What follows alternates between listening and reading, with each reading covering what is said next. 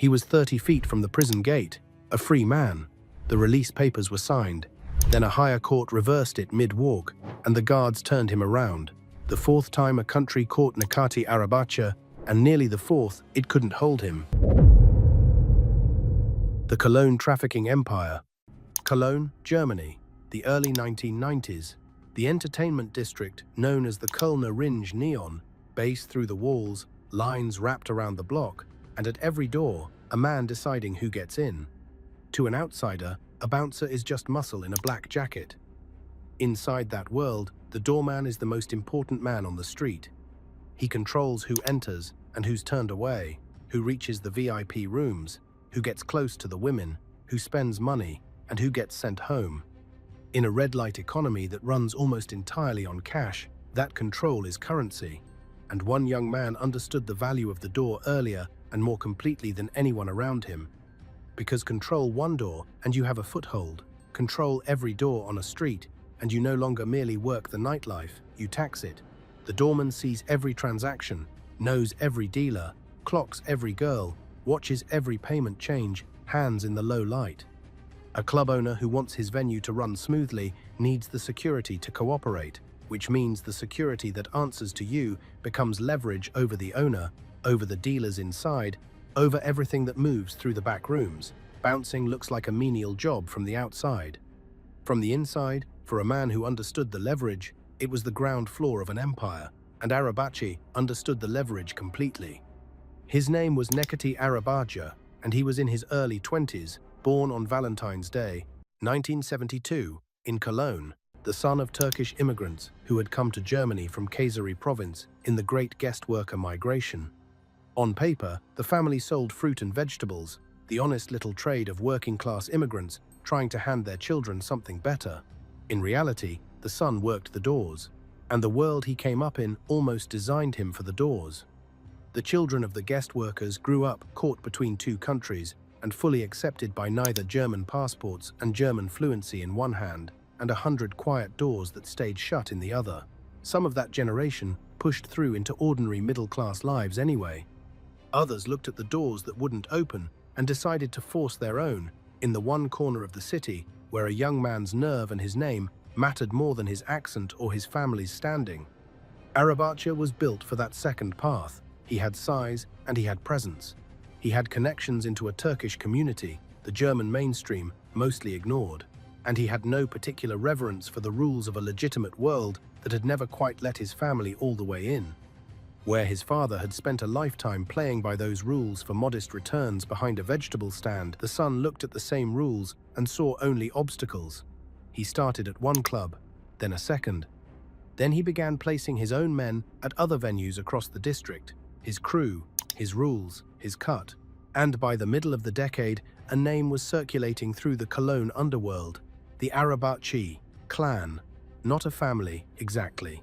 A network. Bouncers loyal to one man, positioned across the entire nightlife district, and they weren't just checking identification, they were recruiting. Because behind the doors was a machine, and the machine ran on people. Young women, some local, some brought from abroad, were approached inside the clubs, befriended, promised work and money, and a better life. Then they were moved. Into the Babylon in Elsdorf, the Viago in Leverkusen, brothels across the Rhine-Ruhr region, into Frankfurt, into Augsburg, and as far away as the Spanish island of Majorca.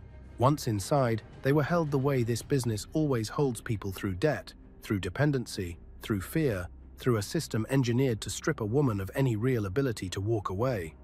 This was not vice at the margins. This was infrastructure, industrial in scale, run out of a fruit stand, and it is the foundation everything glamorous that came later was built on. Behind every supercar and every Monaco selfie is a woman in one of those rooms who never had a name the algorithm cared to learn. Hold on to that, because the rest of this story works very hard to make you forget it. And the genius of it, if you can call it that, was the layering. A greengrocer generates cash, and cash businesses are notoriously hard to audit, which makes them the perfect place to wash the proceeds of something far dirtier. So the fruit stand wasn't just a sentimental inheritance from his father, it was a functioning money laundering front, a clean-looking explanation for income that had nothing to do with produce. On top of that sat the brothels, held through front companies and names that led nowhere near him on paper. And on top of that sat the sheer geographic spread, Cologne at the core, then Leverkusen, then Frankfurt and the Ruhr, then across an international border entirely to Mallorca, so that no single police force in no single city was ever looking at the whole picture at once. A German investigator working the Cologne clubs saw a piece. A Spanish officer watching the Mallorca establishments saw a different piece. For years, nobody saw the man tying it all together, standing behind a vegetable stand with blood money running through the till. Let me say one thing, and then I won't bring it up again. I have gathered everything you could possibly imagine about bikers and hidden secrets into this book. Available at my website, theinvestigator.com. If you want it, it is there. That is all. Joining the Hells Angels. But an operation that size needs more than a network of loyal doormen. It needs fear. It needs protection. It needs a brand that makes every rival think twice before moving on your territory. And in the late 1990s, Arabacha found the most powerful such brand on Earth. A motorcycle club founded in Fontana, California in 1948, with chapters across dozens of countries and a global reputation for violence, drug trafficking, and absolute territorial control. The Hells Angels. And what Arabacha did next is the move that separated him from every other doorman in Cologne. Joining the Hells Angels is not a transaction you can simply buy your way into. Prospects spend years earning trust, running errands, proving loyalty, taking risks, submitting to a probationary ordeal designed to break anyone who isn't cut out for it. Arabachi did all of it. But by the time he patched in as a full member, he brought something almost no new recruit ever has: a fully built, fully profitable criminal enterprise, already running. It was a merger, not a recruitment. The Hells Angels gave him muscle, territorial recognition, and the death's head on his back that told every rival in the city he now carried the weight of the most feared outlaw club in Germany. He gave them revenue, venues, contacts, and a trafficking pipeline that had been generating money for years. And that patch was worth more than any weapon he could carry. In the outlaw world, colors are a claim on territory and a promise of collective retaliation. An attack on one member is understood as an attack on the entire club, and the entire club is understood to answer it. For a man running brothels and extortion rackets, that shared threat is the ultimate insurance policy. It meant that muscling in on Arabaca's venues, or refusing his terms, was no longer a dispute with one Cologne doorman. It was a dispute with the Hells Angels, enforced across the whole district by his clan of relatives and loyal enforcers, backed by the quiet, constant reminder of what the colors meant. And with that behind him, his reach exploded. Club owners who had hesitated now cooperated. Rivals went quiet. His bouncers spread across dozens of clubs, all feeding the same pipeline, all funneling women into the same brothels. German police knew the name. The Arabacha clan turned up in intelligence reports throughout the late 1990s. But knowing and proving are two very different things, and every attempt to build a case ran into the same wall. Witnesses wouldn't talk, evidence vanished, investigations stalled and died, and every failed case made him bolder and bigger. This is the quiet engine that would protect him for decades, and it is worth understanding because it never really changed.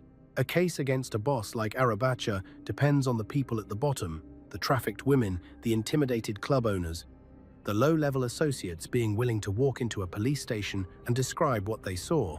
But those are precisely the people with the most to lose, with families the organization can reach and lives it controls.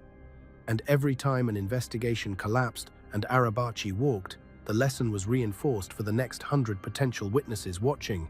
This man cannot be held, so speaking against him is simply a way to get yourself hurt. His reputation for untouchability was itself a weapon. The more the law failed to hold him, the more unthinkable it became to testify against him, which made it harder still for the law to hold him a closed loop that ran, unbroken, from Cologne in the 1990s all the way to a corridor in Izmir 30 years later. He kept climbing inside the Hells Angels, building a reputation as loyal to the patch, brutal when it was called for, and unusually smart with money. His network pushed beyond Germany connections to Hells Angels, chapters abroad, alleged involvement in heroin routes running through Turkey. By 2000, he was no longer a Cologne figure. He was operating across borders, across multiple countries and multiple revenue streams, and that kind of expansion eventually draws a response. Because there is a threshold every successful criminal eventually crosses, the point where the operation grows too large to stay in the shadows, and Arabaka crossed it around the turn of the millennium. A single city pimp is a local problem for a local vice squad.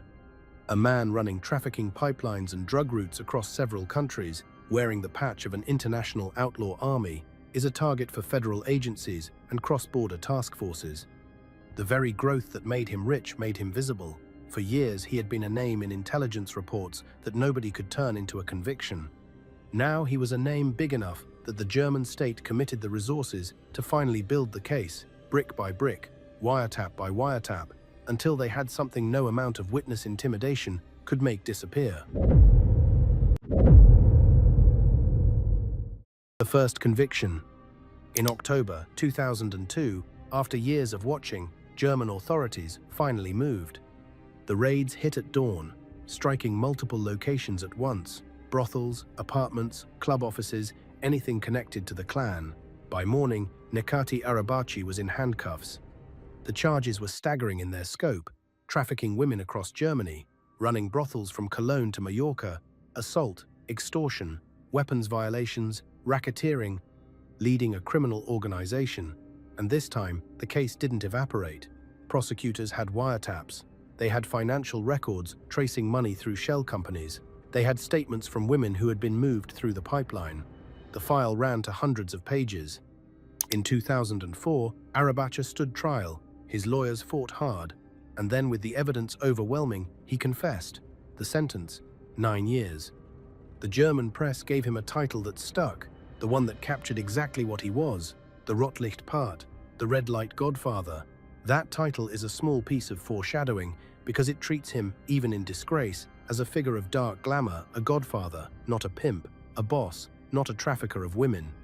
The German public already sensed the pull that would one day make him a social media star, the fascination with the man who runs the shadows, dressed up in a nickname that sounds almost cinematic. The women in his brothels did not get a nickname. They did not get a headline. He got Rotlichtpate, and even the country that convicted him couldn't quite resist making him sound like a character in a film. Prosecutor plot. For almost anyone, that would be the end of the story. Arabacha was not almost anyone. From inside his cell at Bochum prison, investigators believe he never actually stopped running the business. A brothel in Augsburg reportedly stayed under his control. His people on the outside kept recruiting and moving women and generating revenue. Prison didn't shut the operation down, it just moved the office. And then he made a decision that should have guaranteed he never saw daylight again. He allegedly ordered a hit on the prosecutor who had convicted him. Sit with the charge sheet for a second, because it is not the resume of a small-time hustler, leading a criminal organization, serious human trafficking, forced prostitution, robbery, extortion, weapons violations, racketeering. This was a man convicted, on his own confession, of running an enterprise that treated human beings as inventory and enforced its will with violence. And a 9-year sentence for all of that was, arguably, already on the lighter side, a sentence he would serve only a third of. But the German state, sensing it had a genuinely dangerous man in its grip, decided 9 years wasn't enough. It wanted to keep him forever. And in reaching for that, it handed him the very opening that set him loose. Think about the coldness of that. Most men sitting on a 9-year sentence spend their energy trying to shorten it. Arabacha, according to German investigators, spent his trying to murder the state's representative, the man who symbolized his defeat. The method was to be an Albanian contract killer out of Duisburg, the payments and logistics arranged through intermediaries. The prosecutor had no idea he was a target, but the German police did, because they had bugged Arabachi's prison visiting room and were recording every conversation and every instruction. And on the strength of those recordings, prosecutors reached for the heaviest weapon in the German legal system: Sicherungsverwahrung, indefinite preventive detention for criminals judged too dangerous to ever release. If it held, Arabacha would die behind bars. No parole, no release date, no second chance. And understand what that plot reveals about the man, because it is the thing the tailored suits are designed to hide. Most convicted criminals, sitting on a 9-year sentence, spend their energy trying to reduce it good behavior, appeals, deals. Arabaca, allegedly, spent his trying to kill the state's own representative, coordinated coldly through visitors and intermediaries from inside a maximum security prison, aimed at the one man who symbolized his defeat. This was not a crime of passion, it was a strategic decision to murder the justice system itself. It is the clearest possible answer to the question of why authorities call him one of the most dangerous men in the European underworld. He did not merely break the law when it was profitable. Cornered and caged, he reached out to kill the person who had beaten him. The trial began, and the evidence looked airtight. The recordings, the hired killer, a clean chain of command running from a prison cell to a street in Duisburg. And then the whole thing collapsed over a single, almost unbelievable flaw. The wiretaps had been spoken in Turkish, and the transcripts had been converted into German by a court translator. Buried in those translations were errors, words that shifted meaning, phrases that changed context. Everything depended on whether the court could trust the transcripts. The defense argued they couldn't. The court agreed. Nekati Arabaci was acquitted of the murder plot. The most powerful legal system in Europe, holding the recordings, the intelligence, the contract killer, and the will to bury him alive, was defeated not but by a handful of mistranslated words. It is almost too perfect a metaphor for his entire career. Everything the state needed was in its hands. And it all came apart in the gap between what the transcripts appeared to say and what they actually said. In that gap, Arabaca walked free of the murder plot, and he would spend the next 18 years living in exactly that kind of gap. The space between what everyone knew he was and what any court could actually prove and enforce. In 2007, after serving roughly 3 years of his 9-year sentence, 1/3 of the justice system's full accounting of what he'd done, Arabaca was released and deported to Turkey, on the condition that he never set foot in Germany again. And then comes the detail that tells you who actually won. The prosecutor who had built the entire case against him left Germany that same year. According to reporting in the German press, he never came back. The man who put Nekati Arabaci away had to abandon his own country to feel safe. Arabaci landed in Turkey a free man and got a fresh start. The prosecutor vanished, and the one condition attached to that deportation, that Arabaca could never return to Germany, was about to become the foundation of an entirely new kind of freedom. Read that sequence one more time, because it inverts everything you think you know about how justice is supposed to end. The convicted human trafficker went free after 3 years. The prosecutor who convicted him went into permanent hiding in a foreign country. The criminal got the fresh start. The man who beat him got the exile. If you have any instinct at all for how these stories are supposed to resolve, that resolution should sit wrong with you, and it is only the beginning of how wrong this one gets. 5. Untouchable in Turkey. Here is the single legal fact that turned an entire continent's police forces into something Arabaca could simply walk around. Turkey is not a member of the European Union, and Turkey does not extradite its own citizens to foreign jurisdictions regardless of what any other country is asking for, or why. Arabaci was a Turkish citizen, now standing on Turkish soil, which meant that a deportation designed to remove him from the European criminal landscape had, in reality, done the exact opposite. It had handed him a permanent safe harbor that European law enforcement could see clearly and could never touch.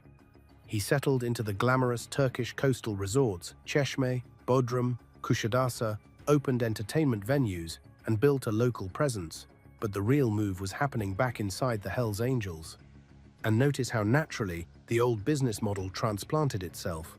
In Cologne, he had built power by controlling the doors of the nightlife. In the Turkish resorts, he opened entertainment venues, the doors. Again, the nightlife. Again, the same foundation, poured in a sunnier country. The scenery changed from a gritty German red light district to a Mediterranean playground for the wealthy. But the underlying machine was identical. Control the venues, control the night, control who profits and who doesn't. A man who had been run out of one country for exactly this simply rebuilt it in another, in the open, protected by a border no European warrant could cross. In 2010, at a gathering of international Hells Angels leadership in Izmir, Nekati Arabaci was appointed president of the Hells Angels MC Nomads Turkey.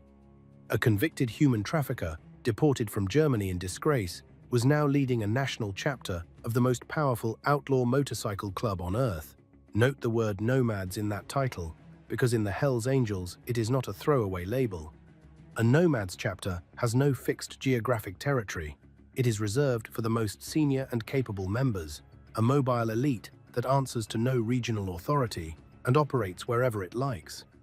To be handed the presidency of the Turkish nomads was to be placed at the very top of the club's national structure, unbound by any local chapter, free to build across the whole country and beyond. 3 years after being marched onto a deportation flight, Arabaca wasn't just back in the game. He was at the head of the elite tier of a global organization, in a country where the law that wanted him could not follow. And 3 years later, the opportunity got bigger. In 2013, in Spain, Frank Hannebuth, the most powerful Hells Angels figure in Europe, was arrested in a massive police operation, leaving a vacuum at the very top of the continental structure. Arabaca was perfectly positioned to fill it, and increasingly, across the underworld, he was spoken of as the leader of the European Hells Angels. Think about the trajectory that implies. In 2007, he had arrived in Turkey as a deported convict, a Cologne pimp cast out of Germany. Within 3 years, he was president of the club's Turkish Nomads chapter and hosting international bosses in Izmir. Within 6 years, when one of the most powerful Hells Angels leaders on the continent was taken off the board in Spain, it was Arabaca's name that surfaced to fill the vacuum at the very top. He hadn't merely rebuilt after the deportation, he had climbed higher than he'd ever stood in Cologne, and he'd done it from a country where no European warrant could touch him. The exile had become the empire's new capital.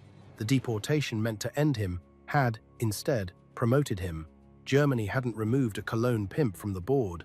It had installed a continental crime boss safely beyond its reach and handed him a throne. This is the bitter joke at the center of the whole story, and it's worth stating plainly. Every single step the German system took to protect itself from Nekati Arabaca made him stronger. They convicted him, and he ran a murder plot from the cell. They tried to lock him away forever, and a translation error set him free. They deported him to get him out of Germany, and in doing so, they placed him permanently beyond the reach of German and European law in the one country legally forbidden from ever sending him back. A prison sentence became a networking opportunity. A deportation became a coronation. Arabaca didn't escape the system.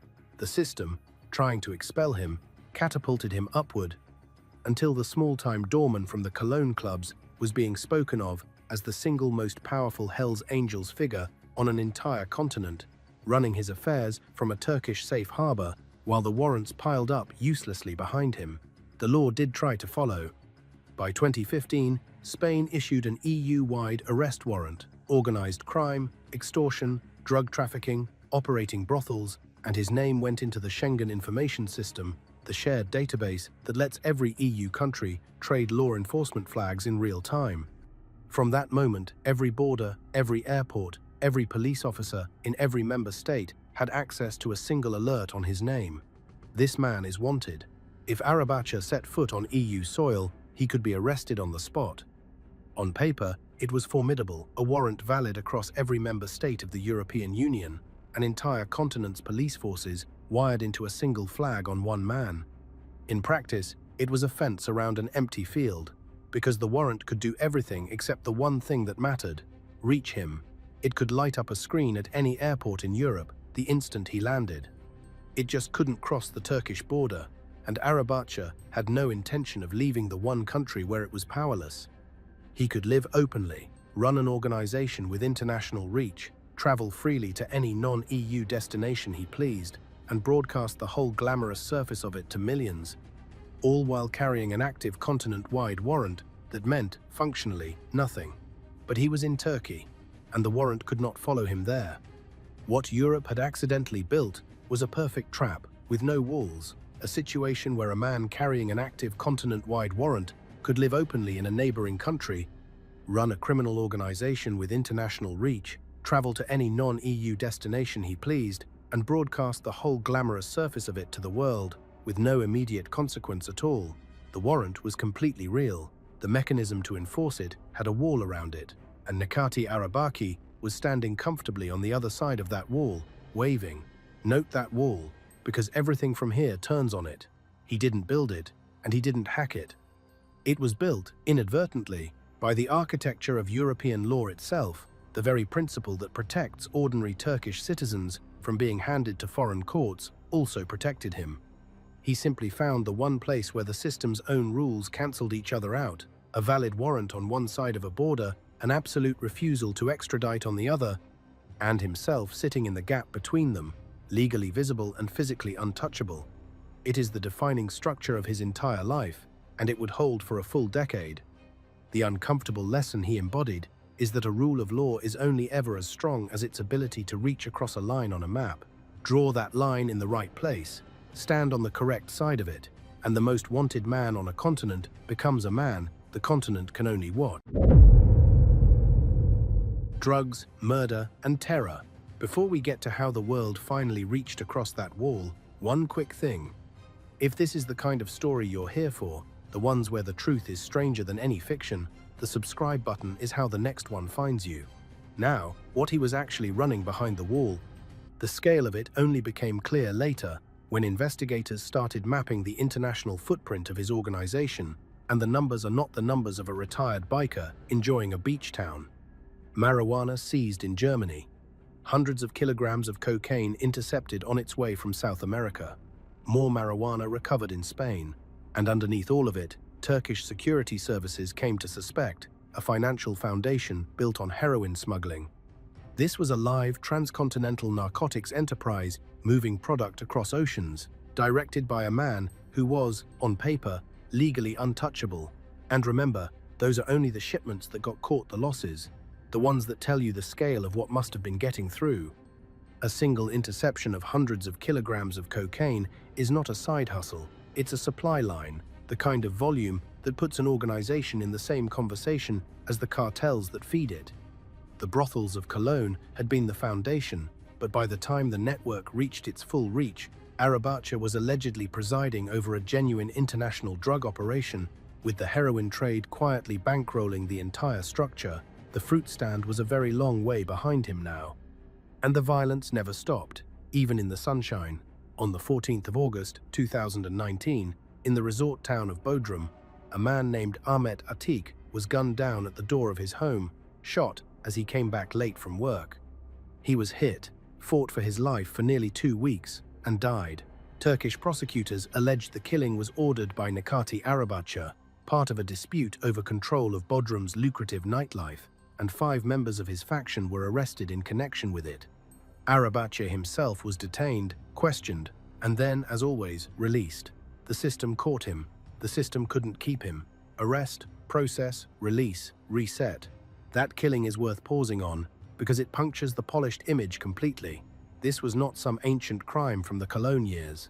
This was 2019, in a sun-soaked Turkish resort, where wealthy tourists spend their summers, and a bar owner, walking home at night, was shot in the back at his own front door over who would control the local nightlife.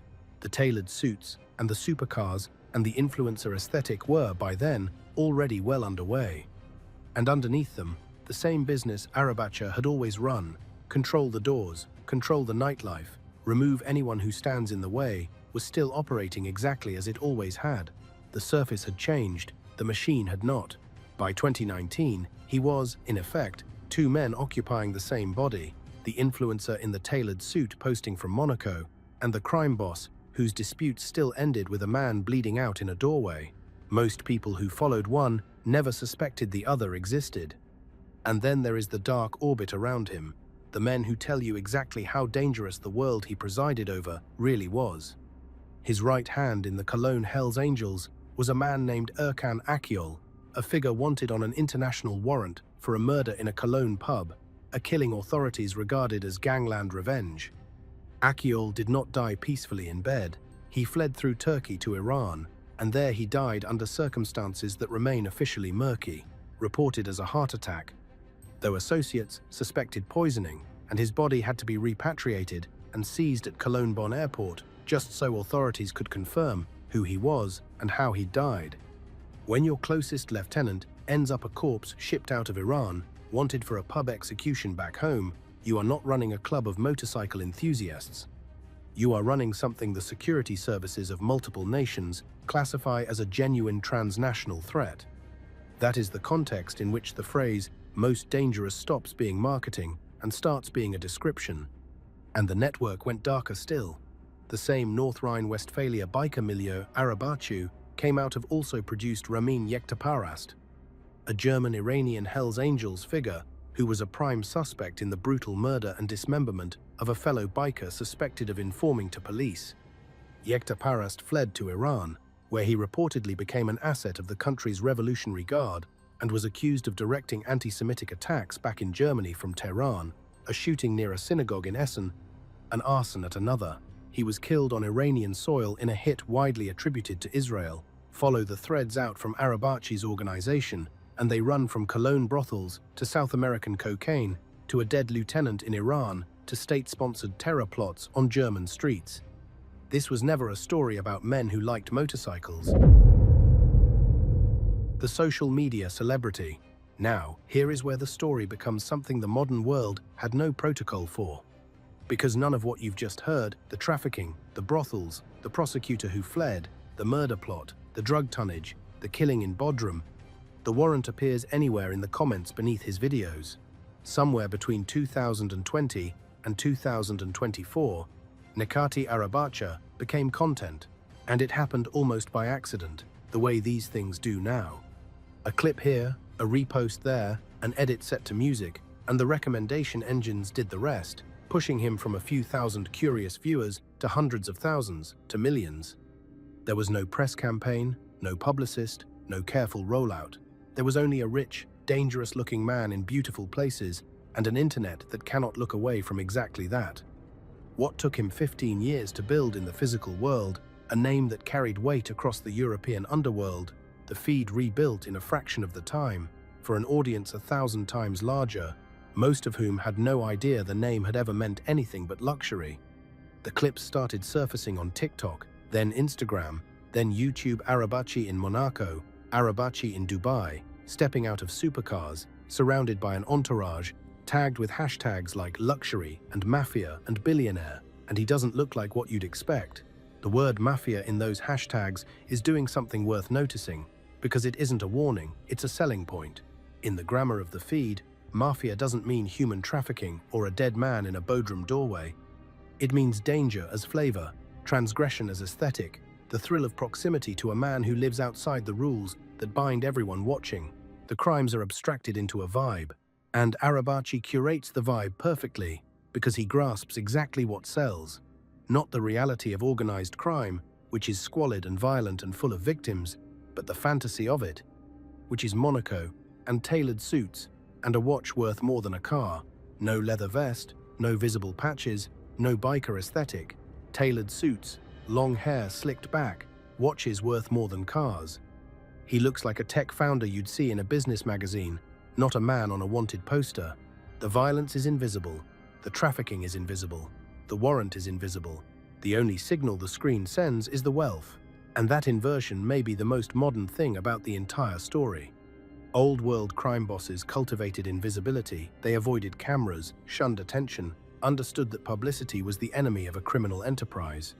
Arabacha did the exact opposite, and got away with it, because he'd discovered a loophole in the culture itself as wide as the legal one that kept him in Turkey.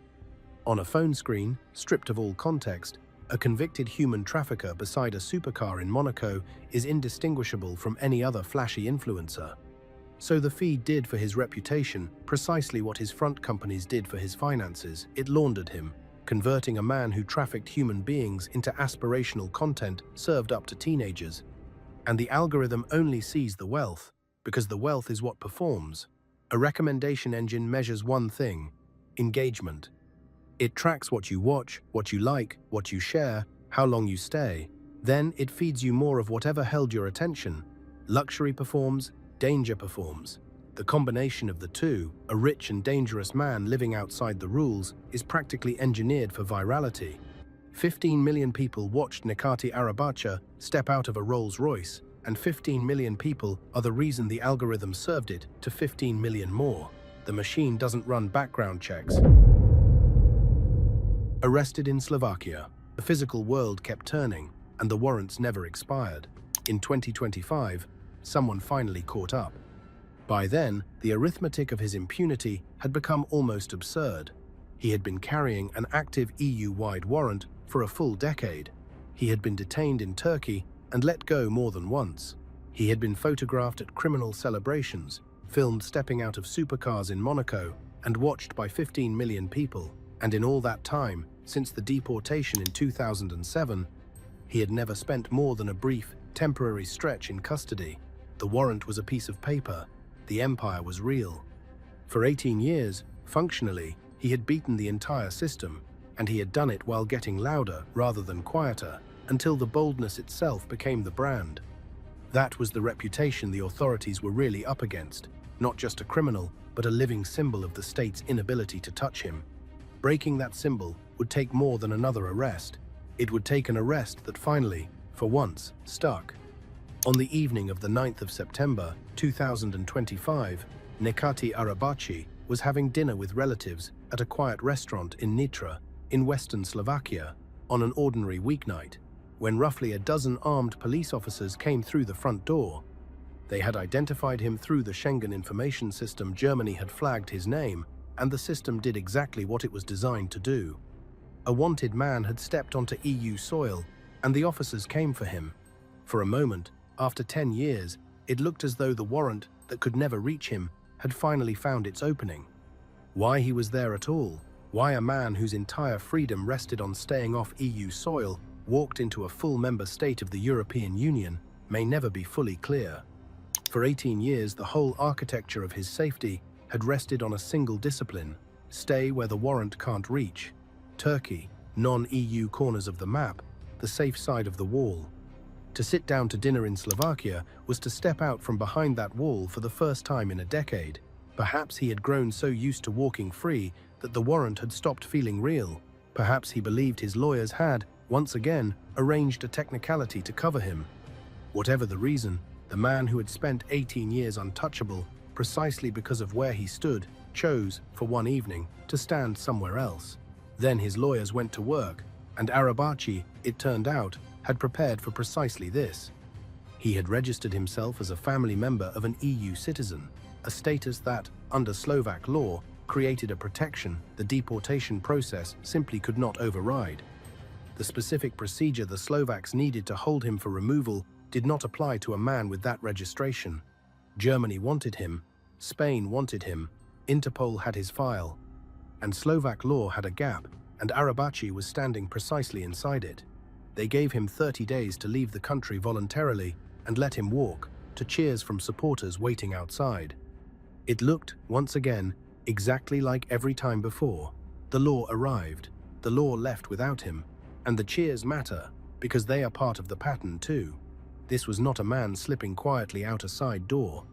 Footage of his release spread across social media within hours, his supporters treating it as a public victory, another demonstration that the system always, in the end, finds a reason to let him go.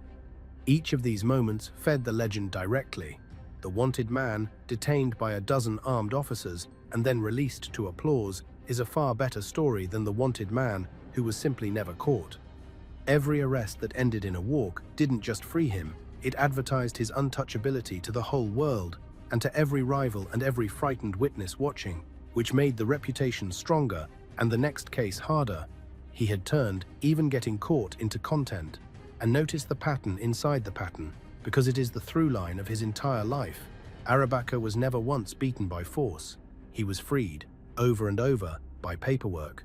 A mistranslation in Germany, a citizenship rule in Turkey, and now, in Slovakia, a registration status filed in advance, precisely calibrated to slip through the exact procedure the authorities would try to use on him. This was never luck. This was a man who understood the machinery of European law better than most lawyers, who had spent 2 decades reading the rulebook for its seams and then arranging his life so that he was always, technically, standing inside one.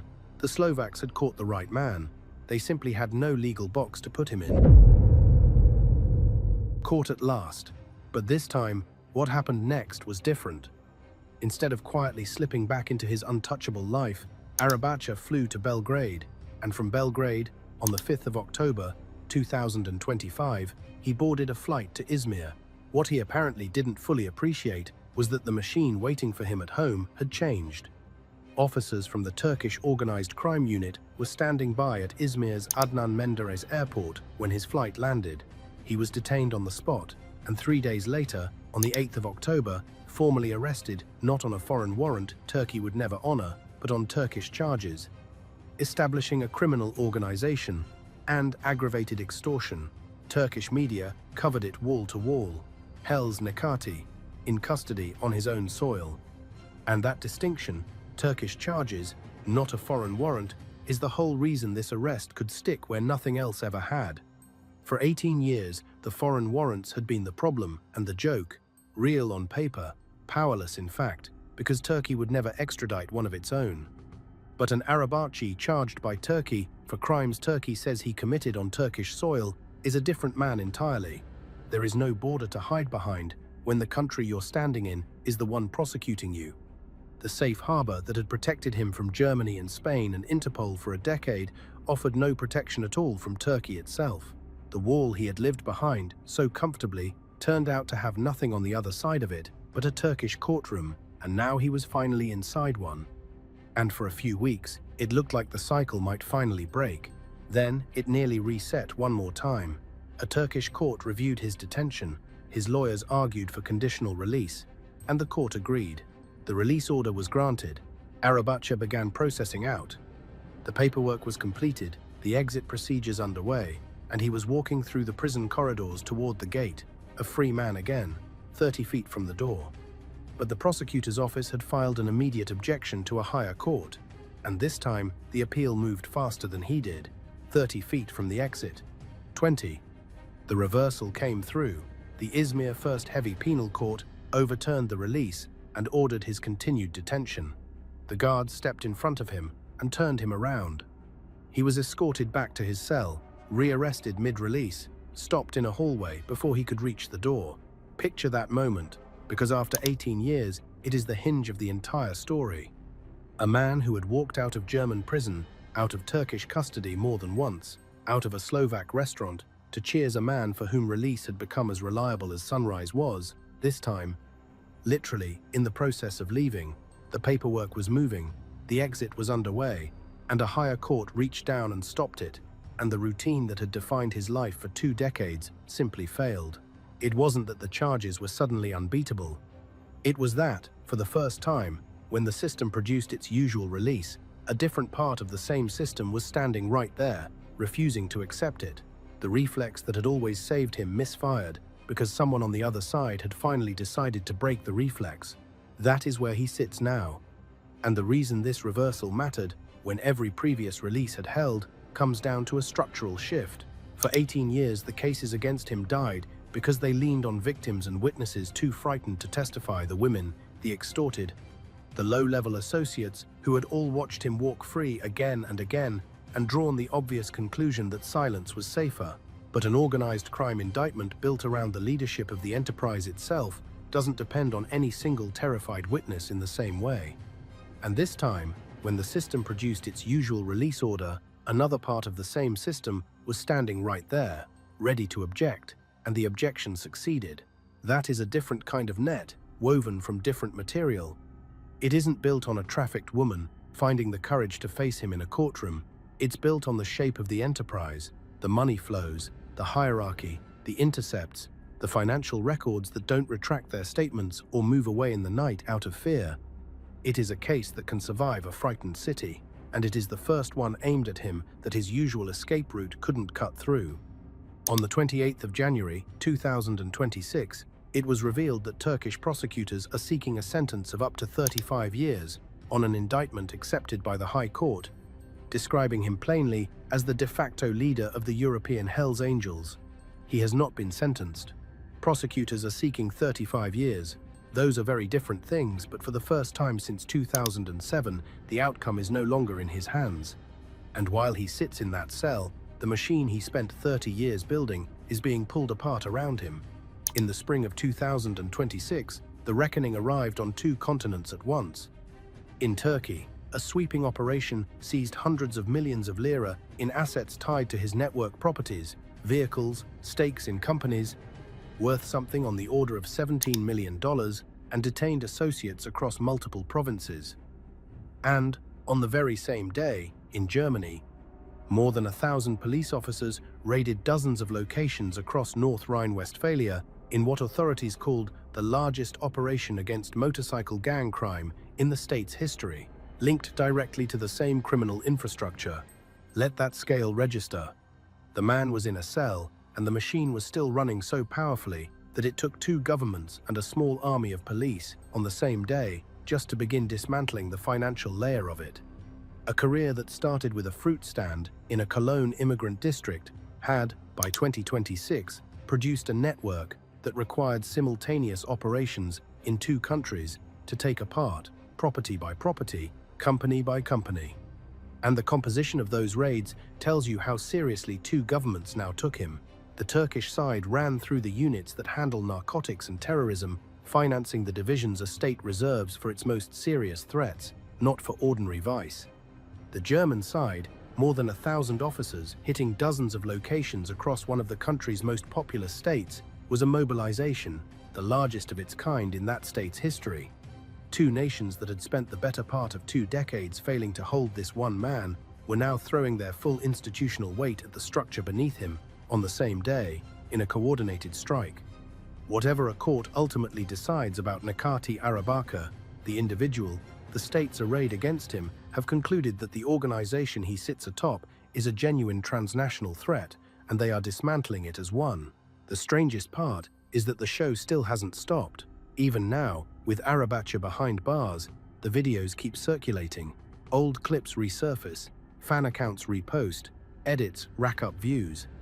The algorithm doesn't know he's in custody, and it wouldn't change a thing if it did, because engagement is engagement. A convicted trafficker and a lifestyle influencer are, to the machine, the exact same object, content that keeps you watching. His name still trends, his image still lands on phones across the world. 15 million views and counting. There is something almost eerie about it. A man sitting in an Izmir cell, stopped 30 feet from a door, while a version of him that will never be arrested keeps stepping out of a Rolls-Royce on millions of screens, forever free, forever glamorous, forever untouched by any of the facts of his life. The real Arabacha can be held now, maybe. The myth of Arabacha cannot be held at all. It has slipped past every border the man himself couldn't cross, into feeds in countries where no one has ever heard of Cologne, or the Kölner Ringe, or a woman named among the missing. The machine will keep running it as long as we keep watching, and we keep watching. And the arithmetic of that is the coldest thing in this entire story. The prosecutor who built the 2004 case left Germany the year Arabachi was deported, and by multiple accounts never went back. The man who won the case lost his country. The women who were moved through the clan's pipeline, recruited from the Cologne nightlife, and exploited across the Rhine-Ruhr and Frankfurt and Augsburg and Mallorca have no fan pages, no hashtags, no comment sections calling them legends. They have silence, and the man at the center of it has 15 million followers and a wanted poster that most of them will never see. Line those 3 fates up next to one another, and the injustice is almost physical. The prosecutor did everything right, built the case over years, secured the confession, won the conviction, and paid for it by fleeing his own homeland and living in hiding. The women paid the highest price of all and vanished from the record entirely, nameless, uncounted, unhashtagged. And the man who trafficked them, who allegedly tried to have the prosecutor killed, who ordered a man shot dead at his own front door in Bodrum, became a folk hero with an entourage and a comment section full of admirers. That is not a glitch in the system. That is the system working exactly as designed platforms built to optimize for engagement, trained to serve whatever we watch, in an economy where attention is the only currency and context is optional. Nekati Arabacha understood that before most people had ever heard of TikTok, he didn't hack the algorithm.